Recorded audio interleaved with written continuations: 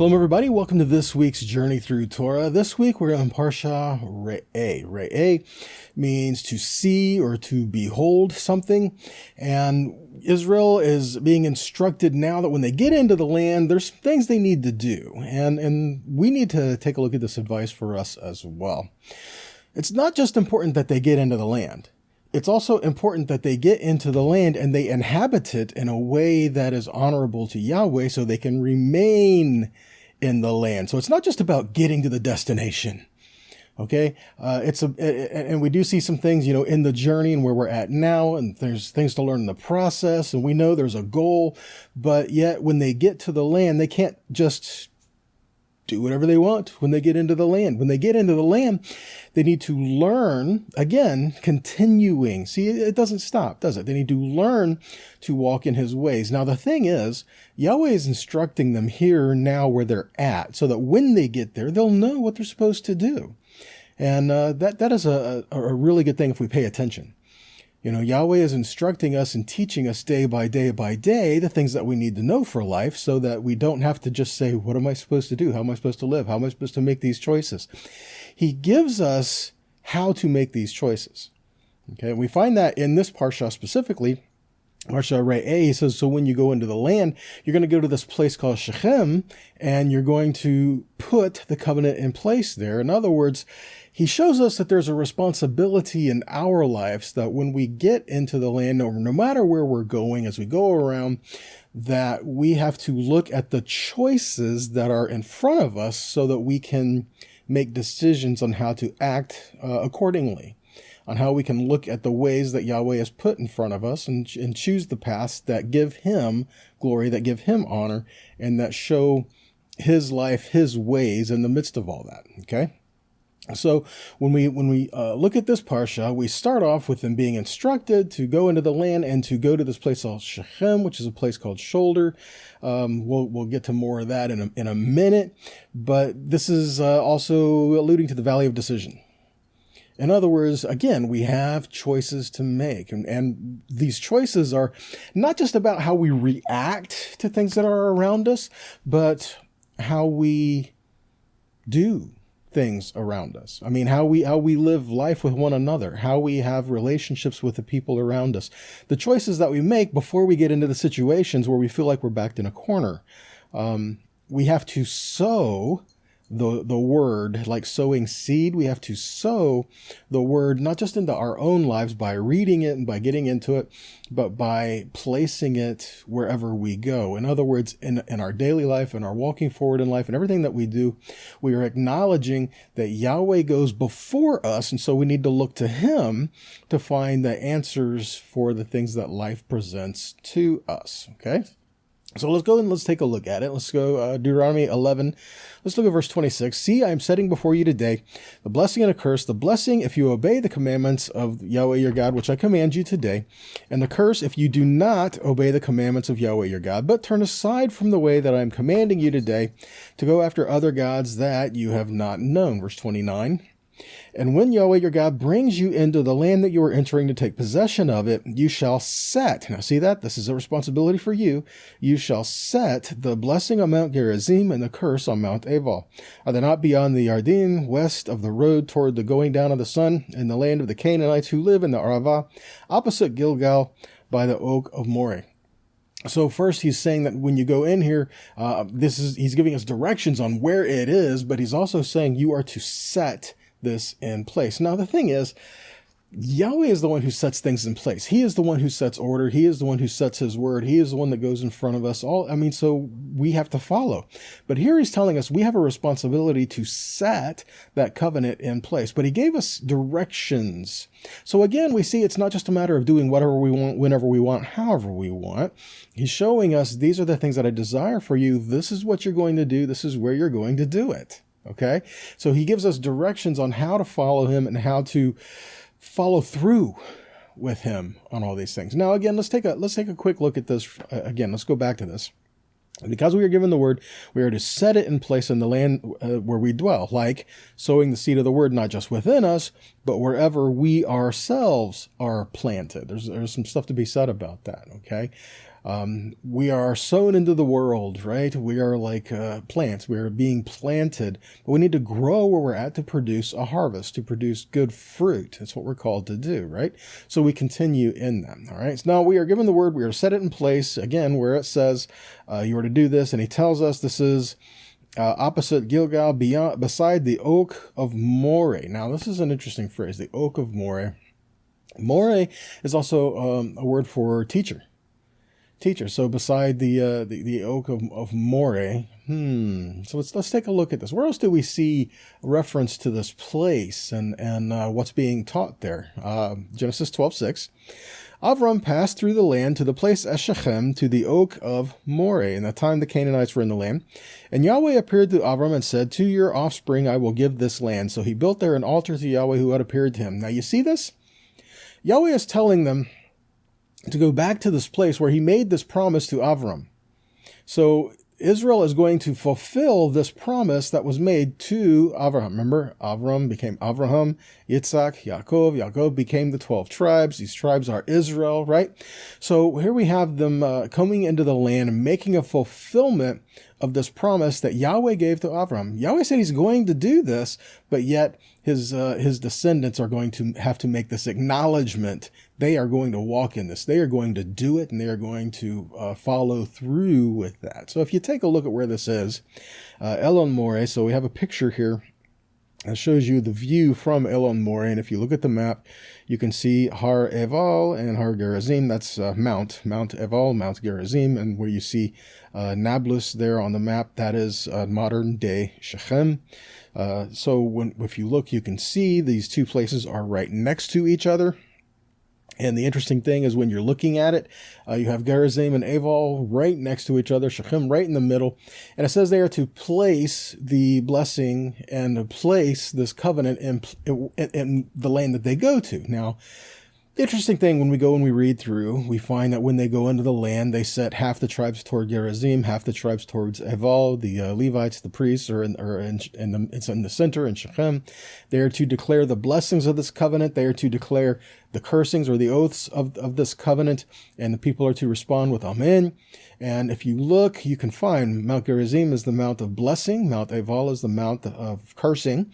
And there's a stark difference between the two. Now, understand, these are not drastically so far away from each other that it's a different atmosphere, different climate. No, they get the same amount of rain. They get the same, which is, isn't much, but they get the same amount of rain. They're in the same area. They have the same atmosphere. They get the same air, all that, right? But if you look at them, you'll notice Mount Gerizim, there's stuff growing on it. It's green, and there's vineyards there, and there's people living there, and there's wells on Mount Gerizim. It's an amazing place. Been there. It's an amazing place to look at. Mount Eval, it's rocky, it's dry, it's barren. There's no wells on it. It's interesting, right? So again, you have this contrast where if you stand at Shechem, the valley of decision, or the place between the shoulders, and you look and you have before you a picture of blessing and cursing, it's to show you that when you walk in the blessing, this is what it looks like. This is what it goes for you. When you walk in the cursing, this is what it looks like. This is how it will go for you, spiritually speaking, right? So we have a representation of literally walking in the covenant.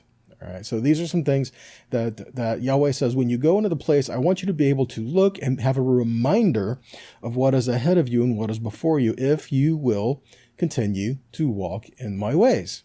All right, so we find this here. It teaches us that it's not necessarily our circumstances that show either blessing or cursing, but rather what we do with what we've been given. Matthew 5:45 says he makes the sun to rise on the evil and the good. He sends rain on the just and the unjust. The opportunity afforded us the same is the same for all of us. It's a matter of how you handle what you've been given. Okay, and there's a lot of things to do with that. Like I said, there's choices to make in life. We can make a choice to do what we feel we need to do, right? And again, obedience is a choice as well. And it's the obedience that helps bring a blessing into our life. I'm not talking about just a place of covenant. I'm talking about blessing within the place of covenant, right? We're obedient to Yahweh. We do what he says. And because of that, that brings us to a place of blessing. So he says, so when you get to the land and you see how the people serve their gods, now do you notice that? You see what he says here? You know what's happening? So he says, so I want you to understand, I want you to follow me. Do not follow after the ways of these other people, the ways of these nations. Follow me closely, right? Keep my mitzvot, do these things. Do not forsake my ways. There will be a blessing here if you do. And then he again warns them in this. He says, you shall not worship Yahweh your God in that way. In what way? The way these other nations did. It says, but you shall seek the place that Yahweh your God will choose out of all your tribes to put his name and make his habitation. There you shall go. Okay, a couple things. First and foremost, we see that there is a charge to deal with idolatry in our lives. Now, he says, when you go into the land and the land that I'm giving you, you're going to have to rid these areas of the idolatry that is there, because this is a place where you will dwell. All right. Now, this is not a thing to systematically go through the whole world and start busting people's stuff up. Okay. But what this is in the place where you dwell, in the place where you reside, I do not want you to have these things in your midst. I do not want you to have these things there for you. I do not want you to look and see how these other nations serve their gods and say, ooh, I want to serve my God like that. He says you are not to do that, because he instructs us in ways to worship him. All right. So the first thing we see is we are to rid our lives of idolatry and follow Yahweh wholeheartedly. We are told to discern these things. And again, this is what happens. Discernment just slightly off can cause big problems later. And often, if we're not careful, we can be led by what we feel and not led by proper discerning of the word and what's going on around us. Now, feelings are a big thing, okay? Emotions are very powerful. Yahweh made them. He created them. And I'm not telling you to hide your emotions, but what I am saying, we're not to be led by our emotions. We are to be led by discerning and making the choices to follow after Yahweh and to follow him wholeheartedly. Okay? So if we're not careful, we can make choices based on an emotional situation. Well, and no matter what that emotion is, I mean, that could be just a sense of euphoria. It could be just, hey, I'm happy, or it could be sadness, or it could be, whatever the emotion is, we are not to let the emotion that we're experiencing at the time make the decisions for what we do in life, because it can lead us away and astray from the things that Yahweh has given to us. Okay, just because we have an emotional experience doesn't make it right.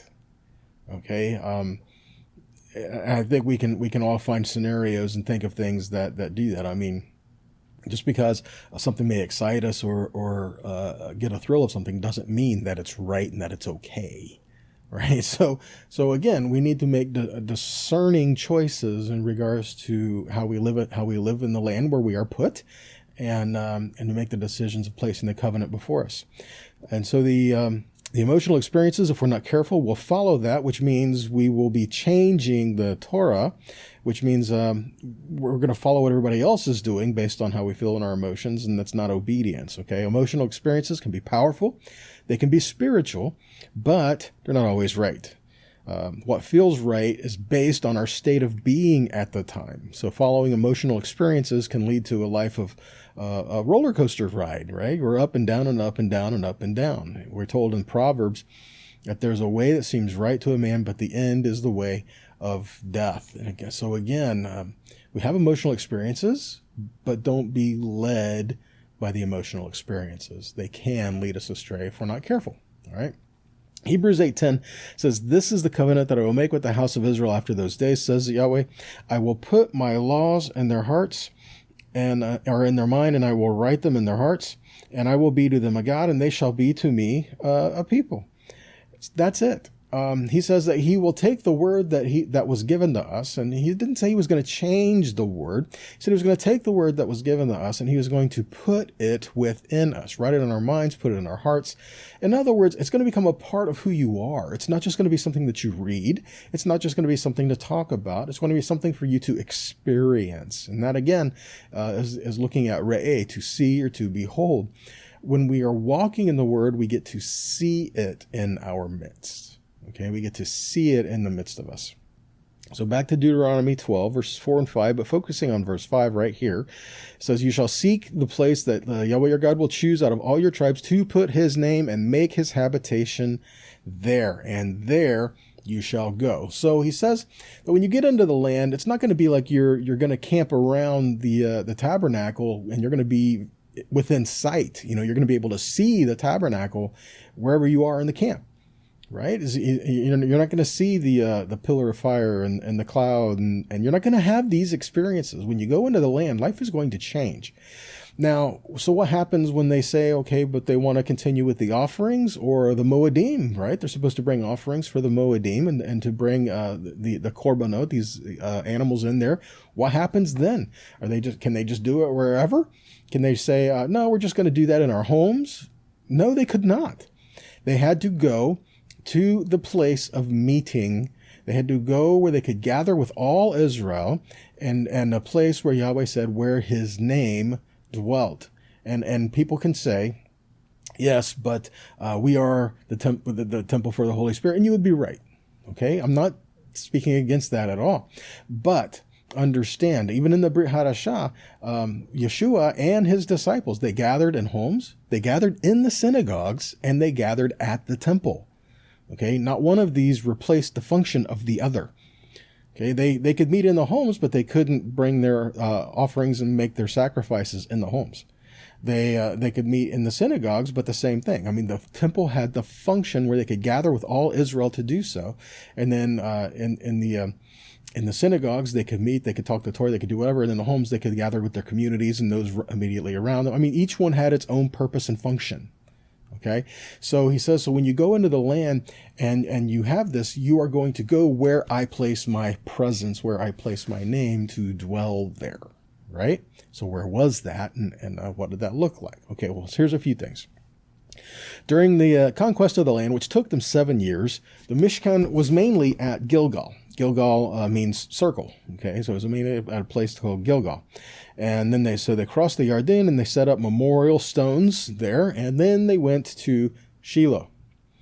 Okay, Shiloh, it's an amazing place. If you go to modern day Shiloh, there is they've made a park there, and where you can talk about and experience things regarding to the ancient Shiloh.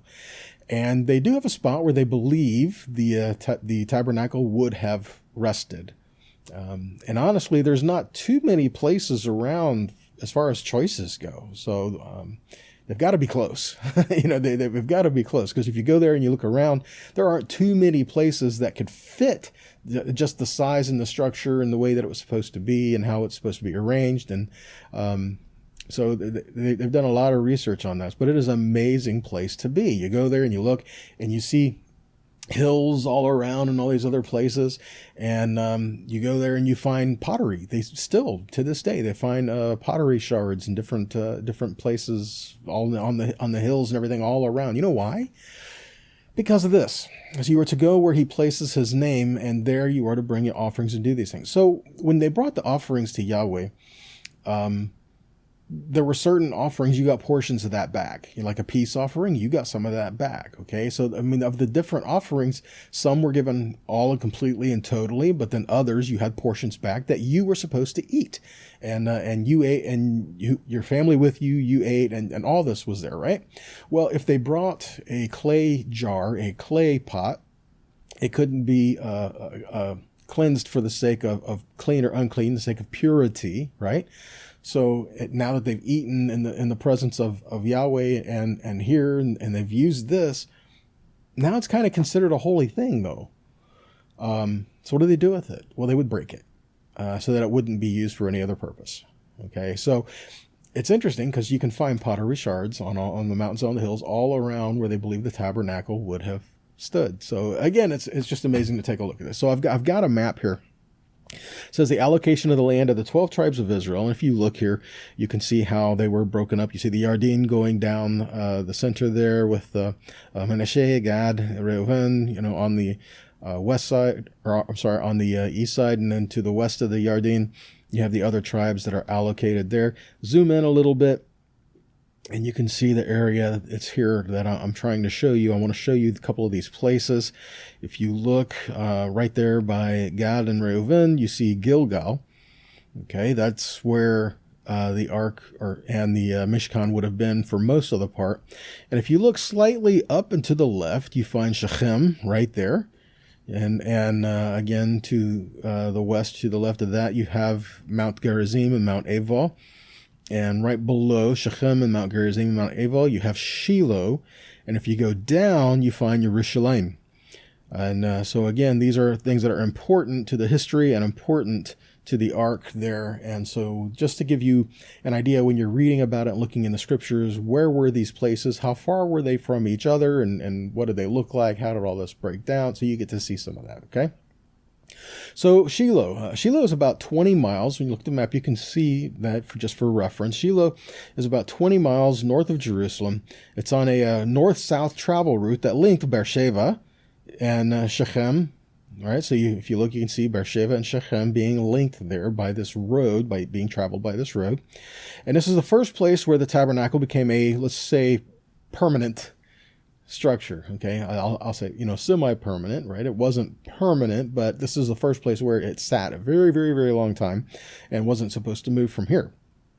We find in Joshua 18:1, it says, the whole congregation of the people of Israel assembled at Shiloh, and they set up the tent of meeting there, and the land lay subdued before them. So the Mishkan was there at Shiloh for quite some time. And then you can read the stories about that, like the Shmuel, right? The prophet. You can read about him being there. Hannah, his mother, and dedicating him at the temple. This would have happened at Shiloh. This would have happened there at this place, and it stood there for quite some time. Now, when it moved from there, after the capture and the return of the Ark, it moved to Nov, which is close to Jerusalem. We find in 1 Samuel 21 that Saul had the city and the priests destroyed in 1 Samuel 22.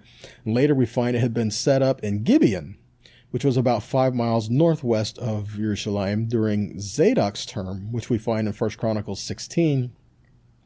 And the interesting thing is we find that King Solomon went to Gibeon to sacrifice there. And the Mishkan is last mentioned in 1 Chronicles 21. And when it was mentioned there, it was at Gibeon. Now, why would Solomon go to Gibeon if his dad, David, right? Solomon's dad, David, brought the ark to Jerusalem? Why would he go to Gibeon to make offering there when the ark was in Jerusalem at a tent there? Because the original tabernacle was there at Gibeon.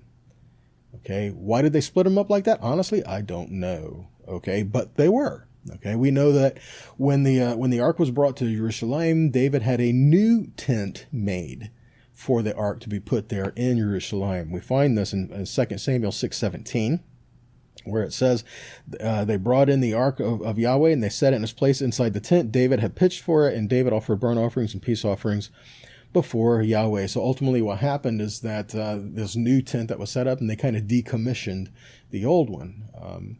I don't see instruction directly where they were told to do that, but this is just the way that it happened, okay? So what Yahweh is telling Israel, he says, but you shall seek the place that Yahweh your God will choose out of all your tribes to put his name and make his habitation there. So seek the place is Hamakom. Hamakom. So is it really about the place, or is it about his name? Okay, Hamakom is the place. Literally, the Makom is place. But it's also interesting to see how in Scripture, Yahweh is referenced in the place. Not just a place, the place. Right? Let's take a look at some of this stuff. Hamakom is one of the names that's used for Yahweh and how people relate to him. And I know I use the word name here very loosely because I don't believe it's his name specifically, but it's how he is called, something that we can identify him with. Okay, it's one of his characteristics. It's one of the things that he does for us. So it's not necessarily his name, but it is part of his character and how he reveals himself to us. So in that aspect, you can say that. All right. Genesis 28:10 and 11. We find that Jacob left Beersheba, which you see on that map that I had, went to Beersheba, and he went toward Haran, and he came to a certain place, and he stayed there that night because the sun had set. Taking one of the stones of the place, he put it under his head, lay down in that place to sleep. So it says he came to a certain place. So it's vayifga is the word, a certain, and he came to certain, he lighted it upon, bamakom. Bamakom is in the place. So not just a place, what it says here, it's in the place. So again, why something specific here? In the place? Well, what is the place? Well, again, we see he has this dream. All right, Yahweh appeared to him in these visions, and he says, Yahweh is in this place, and I didn't know it. So again, this idea of Bamakom, Makom, Hamakom, he is there. And if we're not paying attention, we can miss it. He is in this place. And yes, Yahweh is everywhere, but there are certain places and certain times and certain situations that he chooses to reveal himself to us. Look in Ezekiel 3:10-12. It says, Moreover, he said to me, Son of man, all my words that I shall speak to you, receive in your heart and hear with your ears, and go to the exiles, to your people, and speak to them and say to them, Thus says the Lord God, whether they hear or refuse to hear. Then the Spirit lifted me up, and I heard behind me the voice of a great earthquake. And what did the voice say? Blessed be the glory of Yahweh from its place. This word is mimkomo. From his place is makom. So the glory of Yahweh from Makom. Well, the glory of Yahweh is from Yahweh. Okay, it's not just about this part or this area. It is him himself, right? So again, this idea is representing Yahweh as the place. He is the place where we come before him. He is the one that where we bring our offerings, and he is the one that we come and give ourselves to him, right? Okay, and commentary on this says, as the soul fills the body, God's presence pervades the universe. God as Hamakom, the spacious one, was meant to convey a well that could pray in one's heart without uttering a sound and still be heard by God. God was never out of reach. We were, in fact, immersed with God's ubiquitous presence. Wow. The thing I want to try to point out here is, people try to find themselves. They try to say, well, I need to find me, and not really. You need to find Yahweh, and he will tell you the plans he has for you. He will tell you what his place is for you. He will tell you his desires for you. Find him, and you will find you, right? He will tell you everything that you were created to be. So again, he is the place where we are whole and the place where we fit and where we belong. Psalm 90 verse 1 is a prayer of Moses, the man of God. He says, Lord, you have been our dwelling place in all generations. Again, he is making a declaration toward Yahweh. He's saying, you are our dwelling place. You are the one where we live. Because of you, we live and we exist and we dwell here with you. You are our dwelling place. No matter where we are, no matter where we live, we dwell in him. So again, this idea of makom, you may have heard kumi ori, rise and shine, for your light has come. This word makom is from the word kum. Kum means to rise. So makom is a place where something is or ought to be. Makom is related etymologically to mekayim, which means something that sustains and provides existence. That is exciting, isn't it? He says that makom is something that sustains and provides existence. Well, that is Yahweh, right? Look at Colossians 1:12. Giving thanks unto the Father, which has made us meet to the partakers of the inheritance of the saints in light, who has delivered us from the power of darkness and has translated us into the kingdom of his dear Son, in whom we have redemption through his blood, even the forgiveness of sins, who is the image of the invisible God, the firstborn of every creature. Verse 16. For by him were all things created that are in heaven and that are in the earth, visible and invisible, whether they be thrones or dominions or principalities or powers. All things were created by him and for him. And he is before all things, and by him all things consist.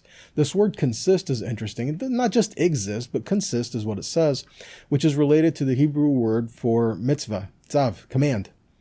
So by him, he created all things, and all things are doing as they are commanded to do by the one that created it. See that? He truly is Hamakom, right? And this is showing parts of his character, parts of his life. His name and his habitation is his character and his presence.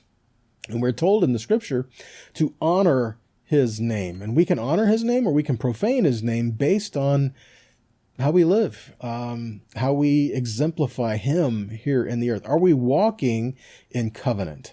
Are we doing the things to uphold the covenant that he has given to us? That means we're walking in his presence. We are learning to walk with him. We are walking in his place. Exodus 20 verse 7 says, "You shall not take the name of Yahweh your God in vain, for Yahweh will not hold him guiltless who takes his name in vain." Psalm 139:20 says, "They speak against you with malicious intent. Your enemies take your name in vain." So taking his name in vain doesn't mean that they mispronounce it, or doesn't mean that they're just, what is it saying? Well, it really means to just not regard it as holy, okay? But it's not just by speaking it. It's not really about mispronouncing it as much as it is not living according to it. To honor his name is to live in a way that glorifies his character, who he is. To profane his name is to live in a way that does not bring honor to Yahweh and his life and his character. Look at Leviticus 18:21. It says, "You shall not give any of your children to offer them to Molech, and so profane the name of your God. I am Yahweh." Notice there's nothing about pronunciation there. It's about action and behavior and the things that you're doing. And that is how you can profane his name.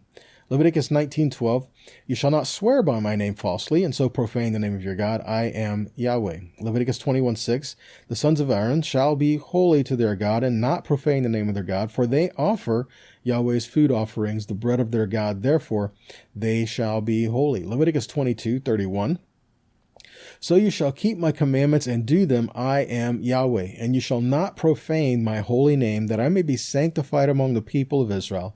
I am Yahweh who sanctifies you, who brought you out of the land of Egypt to be your God. I am Yahweh." Look at Isaiah 48, verse 9. It says, "For my name's sake I defer my anger. For the sake of my praise I restrain it for you, that I may not cut you off. Behold, I have refined you, but not as silver. I have tried you in the furnace of affliction. For my own sake I do it. For how should my name be profaned? My glory I will not give to another.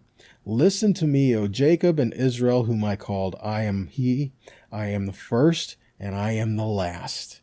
See that? He's saying that it's our actions and the things that we do that can profane his name or bring honor to it, right? Amos 9:11, "In that day I will raise up the booth," the word there is sukkah, "of David, that is fallen, and repair its breaches, and raise up its ruins, and rebuild it as the days of old, that they may possess the remnant of Edom, and all the nations who are called by my name, declares Yahweh who does this." Again, V'kol Hagoyim, right? Hagoyim is the nations, Asher Nikra, that are called Shmi Alehem, that are called with my name on them, with my name, by my name.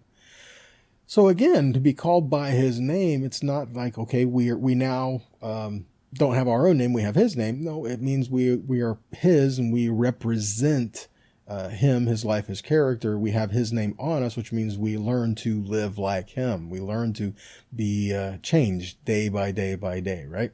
Okay, Ezekiel 39:7 says, "My holy name I will make known in the midst of my people Israel, and I will not let my holy name be profaned any more. And the nation shall know that I am Yahweh, the Holy One of Israel." The idea here is this: we are to seek Yahweh no matter where we are, no matter where he has placed us, no matter where he has planted us, and look and see this is what is before us. Today he sets before us life and death, blessing and cursing. Choose the life, right? Why? So that you and your seed, your descendants, will live and be blessed, is what we're looking at. So here he says, this is how you do it. I have provision for you. I have life for you. I have blessing for you. But in the path of day-to-day life, choose the ones that bring life. Choose the things that bring the green grass, the wells of living water, the vineyards that are there, and the communities that are thriving on the good land. Choose the things that bring life. Choose the things that bring hope, and choose the things that bring peace, to bring honor to Yahweh's great and holy name. All right. Okay. So blessings to you all. Thanks for tuning in. Thanks for hanging in there for the rest of this teaching. I hope that it encouraged you, and I hope that it challenges you as well. So be blessed. And until next time, shalom.